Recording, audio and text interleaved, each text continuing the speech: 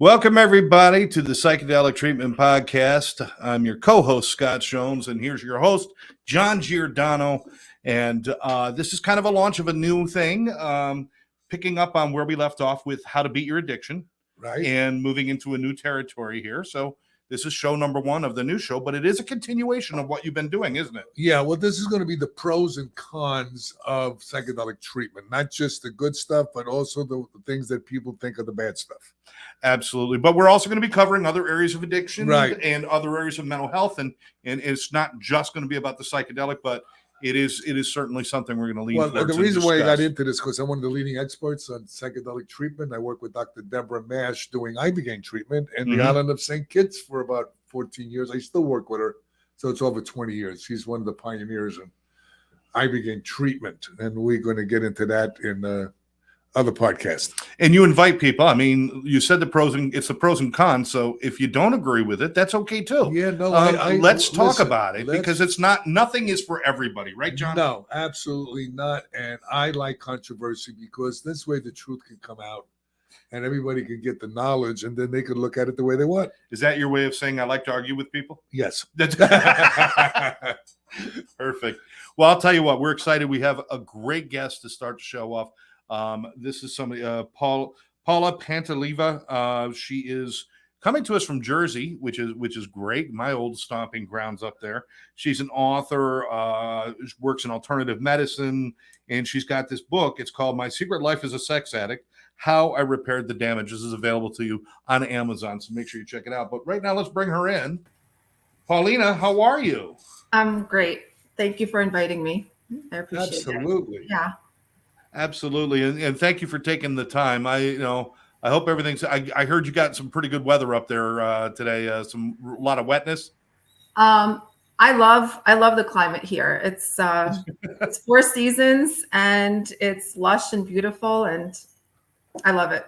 We only got 2 seasons down here. One is hot, the other one is surface of the sun. Yeah. One is hot and hotter. Hot and hotter. So tell us what would you like to talk about? Yeah. So it's interesting. So I was approached by your assistant via email to come on as a guest as an addict of some sort of addict, I assume.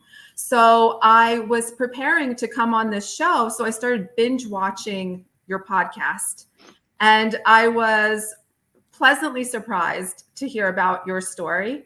And we had so many things in common, like the fact that you did and currently do hyperbaric oxygen therapy, that you have a ketamine clinic, that you do IV therapy, that you know what NAD is, and that you offer NAD as a service. And I was laughing to myself because it's like you're my twin. I don't want to say my evil twin. Brothers and sisters.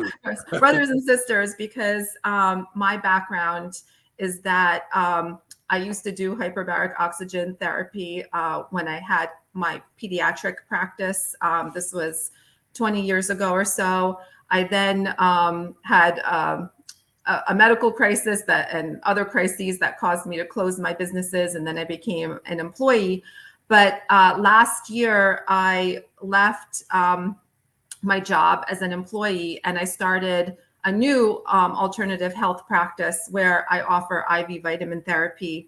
I do NAD treatment. I offer ketamine therapy for mental health disorders such as depression, anxiety, PTSD. And I also learned about the wonderful world of peptides. And so I was coming onto this show entirely oriented towards discussing my journey as a sex and food addict and how I overcame those struggles. But then I learned, that we had this other common ground. And so I wanted to talk about mostly my my recovery, because that was the original plan when I was invited, and that really is. Well, we can mix and match, Sure, we can. Anything goes. Absolutely. It's you. So yeah. go for it. Yeah. So I'm 51 years old. And you look great, by the way. So oh, thank you. Thank you. It's all the stuff I shoot myself up with, in terms yeah, of. I know. Me too. I'm 77. You look fantastic. I always, I didn't know your age when I was binge watching your podcast, and I had, an idea in mind, and then you announced your age, and I was like, whoa, oh my God, I was way off. So you look fantastic. So I wrote a book that came out this past year, and writing the book was part of my recovery journey. And at age 35, I found out that I was a sex addict. And the reason I didn't know up until age 35 was because, addiction, plays mind tricks, and you convince yourself like, oh, I'm just having fun. And, my life is stressful. So like I need a stress reliever, and I'm a modern independent woman, so I can sleep around however much I want to. So I had told myself these lies for a long time. And at the same time, while I had a lot of casual sex / bad sex, porn addiction, internet hookup addiction, casual sex addiction, everything kind of intertwined. I also had a binge eating disorder, and somebody presented it to me as like the binge eating was like my depression, and the sex was like my mania, and they would kind of like flip flop, but really they kind of existed together. And I would have swings in my weight of 30 pounds from one year to the next, which is a lot at my size. And at age 35, I had my husband broke up with me, basically, and I had to go to therapy. And the therapist, as a condition of reuniting with my husband, and the therapist pointed out that maybe I have a sex addiction, and that when my weight goes down, my sex addiction flares up more, and they have this inverse relationship. So between the age of 35 to almost 50, it took me like 15 years to really get a hold of it. Even though I was self-aware that I had this problem, it took that long for me to overcome it. And you mentioned that you have origins of sex molestation when you're a child. So of course, like any addiction, nothing new here. All addictions come from childhood trauma, whether it's like sex abuse, neglect, physical abuse. So in my case, it was sexual abuse. And that from age 8 to 11, I was sexually molested by the older brother of my best friend. And at age 12, when the sex molestation ended, that's my first memory of binge eating, where I just, ate the whole house basically. And from there on, it continued. I'm going to pause just so that you can, in case you want to direct me, but I can talk forever. What you're saying is very common. Yeah. I treat people that have sex addictions, Mm-hmm. and I believe my I'm a recovering addict.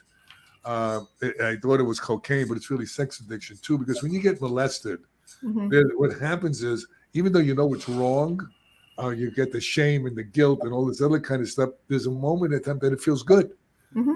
and then you beat yourself up that it shouldn't feel good and what's wrong with me. And then Yes. with people that do what you're doing with the eating disorder, what they do is they try to get heavy so nobody comes near them. Mm-hmm. Okay, so it's a way of protecting yourself. That's what people that do that have eating disorders like that, and they gain a lot of weight. Mm-hmm. But then the addiction calls them and they lose a lot of weight, and then they go on their rampage again. Yes. Yeah.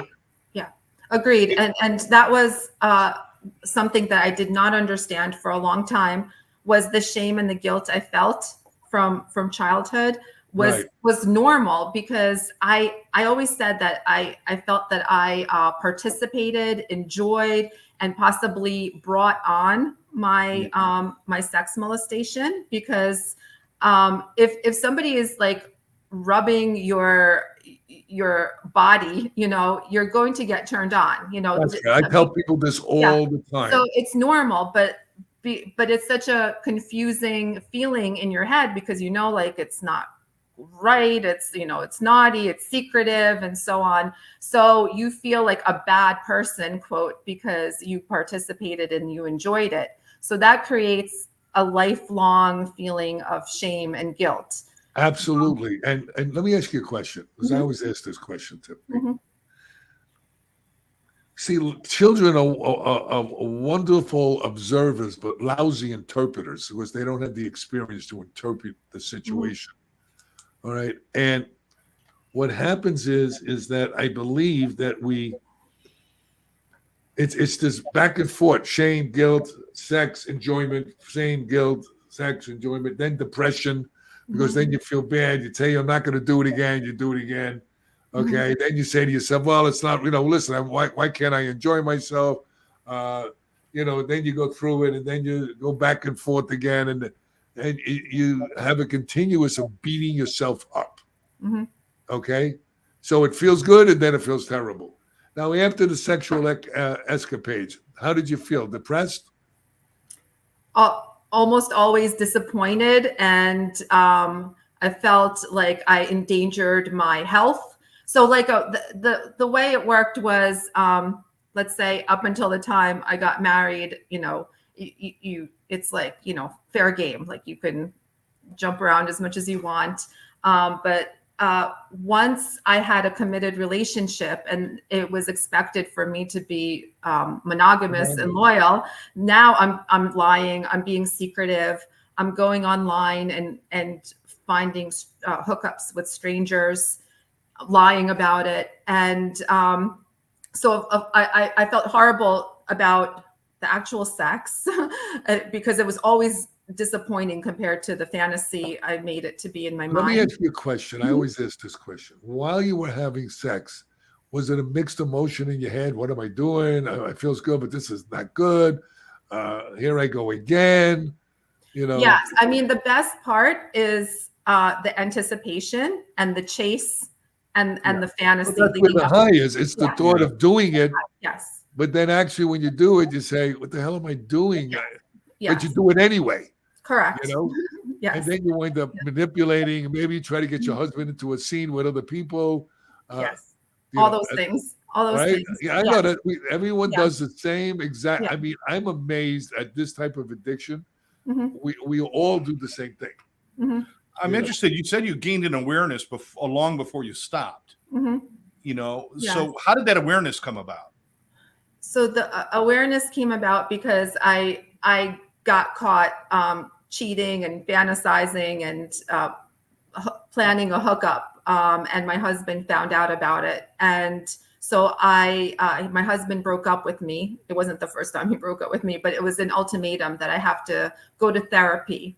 And while I was in therapy, the therapist observed that I was a sex addict. And so I was aware of my problem, but I still didn't know how to definitively solve it, because I would, of course, like white knuckle suppress my behavior for years. But the underlying feeling, even though I knew like the sex molestation was a setup for my sex addiction and then my food addiction, I understood intellectually what caused it and the things that I felt guilty and ashamed, but I didn't know how to fix it. And the other theme that was going on at the same time was that I am a mother to triplet children, and they are age 25 now, but one of my kids is severely disabled. He has cerebral palsy, and he is in a wheelchair. He's very high functioning now, and he's like extremely successful, and he brings a lot of joy to me, and he is a happy person. But at the time, when my kids were babies, toddlers, children, I had guilt that I believed that I caused my son's disability. So I thought that I caused his disability because I took a fertility drug, and then I delivered prematurely because it was a high-risk pregnancy, and he had a brain bleed that caused his cerebral palsy and so on. And it wasn't a conscious thought that I like I suppressed that guilt, but even though it was suppressed and subconscious, it caused me to abuse myself or to act out or to try to escape my guilt, my shame, my responsibilities too. So I, at age 48, this is where I found my solution. At age 48, I was at my lowest weight because I prized, fitness and like being skinny in my demented mind. And I went to a group tango class, and I got infatuated with the tango instructor. And in a 3-week time period, I had this fantasy that me and the tango instructor would run off. We would have our life together. And I broke up with my husband. I told my kids I'm leaving. I completely blew up and destroyed my family. And this was at age 48. And the reason why I announced that is because even though I was so much older, I was a middle-aged woman, close to 50, I still did not have wisdom. I still did not have insight. Time was not my friend at all at this point. So I broke up with my family. And of course, this relationship did not work out. And I had to beg and plead and cry and, to get my husband back. And I, apologized to my whole family and so on and so forth. So I, from that episode, I knew like I had to do something. Like this was it. Time was running out. If I didn't fix this by age 50, I had no hope. And but I couldn't go to Sex Addicts Anonymous or any other program because I've been to Overeaters Anonymous, and the 12 steps didn't work for me. And so if you went to a sex addict groups, you probably wound up trying to go to bed with the sex addict. Exactly. That's exactly the first thing I thought. I would just hook up. I would have a group orgy in the group, So I after this episode, I dealt with it myself as best I could. So my coping was to eat. So I gained 30 pounds in like 2.5 months. And so I was so out of control with my eating that I went to a diet recovery coach, like a lady that helps with binge eating disorder. So this woman helped me recover from my eating disorder, but in the process, it helped with my sex addiction as well. What do you mean? Yeah. How did that happen? So so we went through so the way it happened was it was basically she's a coach, she's not a therapist, so I just want to be clear with that, but she's someone that I had chemistry with. Coach, therapist, whoever you got connection with and rapport with that can help you. It doesn't matter what Yes. So first I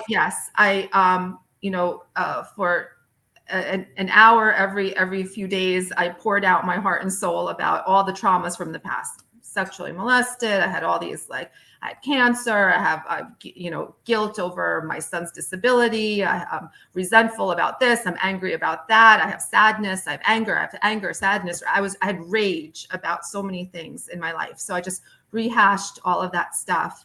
And then I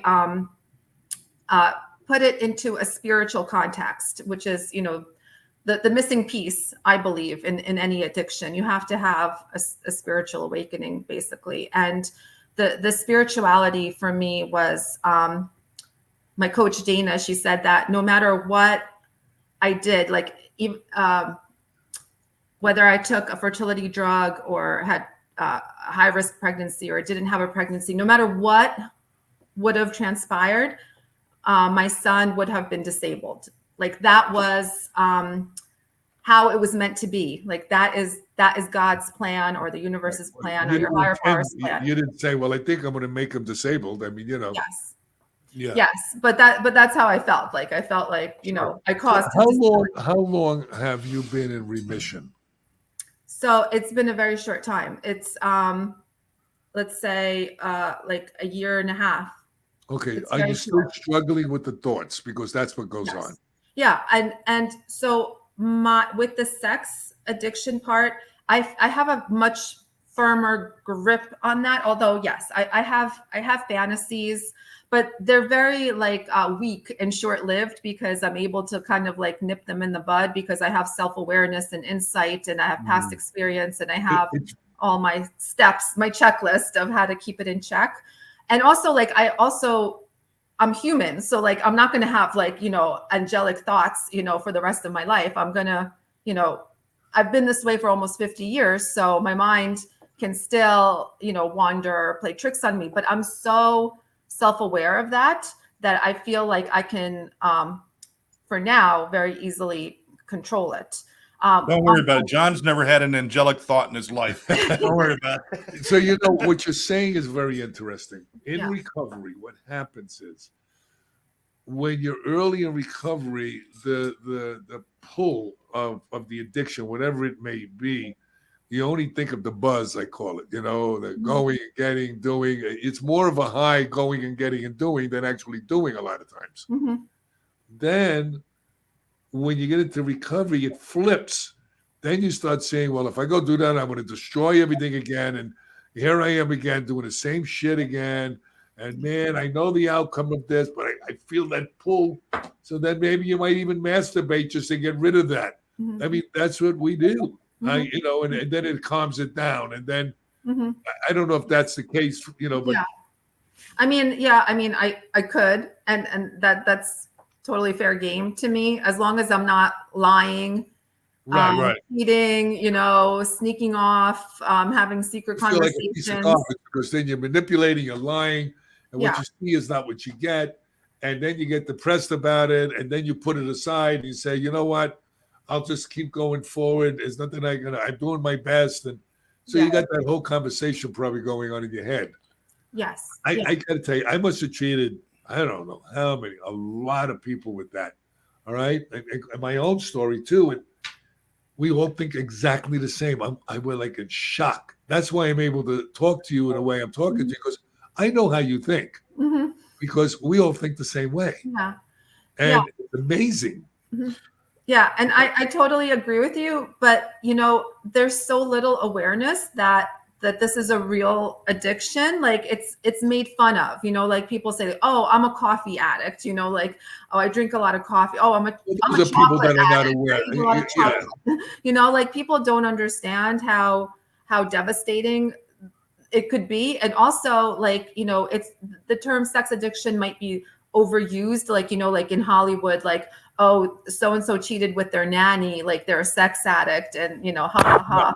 No, some people use it as an excuse to get away with just bad behavior. Well, it's the same thing as like work addiction.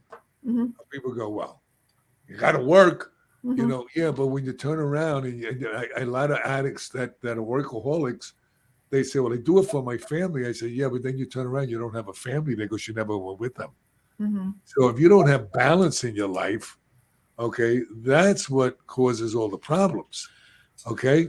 And sex addicts look to hook up with, be a swinger, and that never works out because everybody gets jealous. And, I had swingers that I had, and they wind up catching diseases because there's so many diseases out there now. It's like crazy. Oh, I use contraceptives. Then you have oral sex. And you go, well, it's like, so it's like playing Russian roulette. Mm-hmm. And then you're worried about giving the disease to your partner if you're in a relationship. But then you don't care because you do it anyway because you say, nothing's going to happen. So you rationalize everything. Am I on money for you? Yes, absolutely. Yeah, I had all those fantasies, like having a swinging lifestyle, and why can't my husband just, get into it? And you hit the nail on the head on each point. Absolutely. If Well, I that's could what ask, I do. I'm a sex therapist also. I do all this kind of stuff. if I could ask a couple questions because we're running out of time, I want to make sure we get to a couple of points here. First of all, how is your life with your family now? It's much better. So my husband and I are together. We we have a great relationship, but he doesn't trust me the way he trusted me in the past. Like no matter how much we've explained that that it's not about him. It's entirely internal to me. My problem. It doesn't reflect me being unhappy with the person that he is or being dissatisfied. It's my demons or whatever that caused me to act out. So we're together and we're every day we're still repairing it. Like I use the analogy of the 5 love languages by Gary Chapman. Like I profess my love to him. I hug and kiss him every day, multiple times a day. I do acts of service. It really, you know what? I'll be honest with you. It really doesn't matter. It's going to take time. It's time. It's all about time. And you know, another thing, while you're having sex with him, you're probably thinking of fantasies of other people. And that's another issue that we have as sex addicts. Okay. Because even though it's nice with the person you're with, you get off on thinking about other things that you did. I don't know if that's for you, but I find that's for a lot of people. Yeah, it can happen. Now, another question I wanted to ask you, and this is something John and I can't understand. We can know it, but we don't know it. Being a woman, with terms like you say food addict with a woman, and they're like, well, she wants to be skinny, and they blow it off. You say sex addict with a woman, and people's eyes light up, and they think, oh, I want to meet her. They don't take it as seriously. Do you find that men as sex addicts, they treat them differently than women? Yes. I mean, well, people have like this glamorized vision of sex addiction. It means, oh, she's like, always wants to get it on, and she wears like sexy lingerie and like wants to have threesomes. And like, yes, that's like 1% of the addiction. The rest of it is pain and like the rest of it is like shame, guilt, hooking up with like people you really didn't want to hook up with, worried about diseases, getting HIV tested, begging and pleading and crying, like hanging on to your husband's ankles so he doesn't walk out the door. Like that's a real sex addict is it's a very painful, it's a very painful, messy, horrible person. Yeah. So it's shameful for a woman because like, the worst from other women, like if somebody calls you like a slut, a whore, that's a huge insult. And then, but also on the other hand, society might lie to us and say, oh, you're like, you're a strong, independent, confident woman because you can sleep with whoever you want to, whenever you want to, like like porn stars. Well, men could be whores. It's okay. Yeah, men can be whores. Yes. That's that old adage. I think men and women are really basically the same. Trouble with women being a sex addict because they get emotionally connected. Men, they could stick it in a wall. It doesn't matter. Okay, but women become emotionally connected to the person. And that's also sometimes, not all the time, of course, but that's one of the dangers for women. You made a great point about it not being what everybody thinks it is, because even in my alcoholism and when I was drinking, my thought was I'm on a yacht drinking Dom Perignon, but I was actually under the boardwalk drinking Mad Dog 2020. It's not what people think it is, and with a sex addiction, it's the same thing. It's not sex and love and beauty and all that stuff. It's really just very difficult and painful. I want to ask, why did you write the book? You're brand new in recovery. You're getting your life back. Why write all this stuff down? What was the reason for that? It was very painful too. Yeah, it was very therapeutic actually. I wanted to like make ultimate sense of everything. I wanted to like organize it. So it was like a way of like almost like journaling. And also I know that there's so little resources. When I was looking at age 48 and I was looking to see how to fix myself, and I was looking at books online, and it was like 12-step programs for sex addicts. And it was like very clinical type of books about like written by therapists, or there was a lot of books about, the betrayal trauma from the wife when the husband is a sex addict. There was very few from female first perspective books. And so I was confident enough in my insight and my wisdom at that point where I felt like I could articulate it. Although even since writing it, I feel like I have to make like a new version because I've learned so much even since then. But I feel like if I could have read my own book, like 20 years ago, I would have saved myself like a lot of heartache.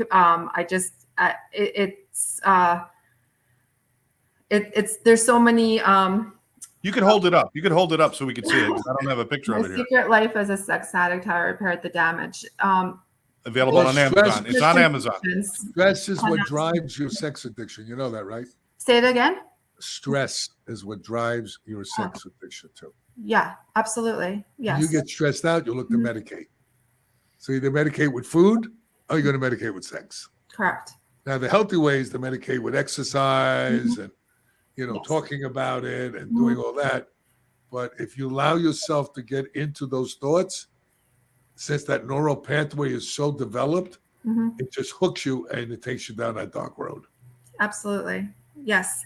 But once you, like you explained, once the thought is in your head, you can use your checklist to get yourself out of the bad neighborhood that you went to in your mind. You want to at the time. You see, that's another issue. You can have all these skill sets, but if you're on where you're not feeling that good, and you just say, man, I'm tired of trying to fight this. Maybe if I just do a little bit, it's just like a drug, all right? Then you wind up off to the races again. Yeah, I mean, yes, I mean with food, that definitely I don't have as good a grip on my my binge eating. That's a bigger struggle for me right now compared to my sex addiction. But yeah. So your life has been in several acts, obviously. You've done this and done that, worked in medicine, worked here, worked there. You've done alternatives and stuff. And now you're writing this book. You're entering into recovery lifestyle. You're rebuilding your life with your family. I got to admit, when she said my triplets and one of them turned 25, I was thinking, how old are the other ones, though? I totally missed that. I'm sorry. Yeah. But I got to ask, what is next for Paulina? Where are you going, and what do you want to do next? What is your goal? Yeah, I actually struggle with that. I was thinking about that today and every day because I've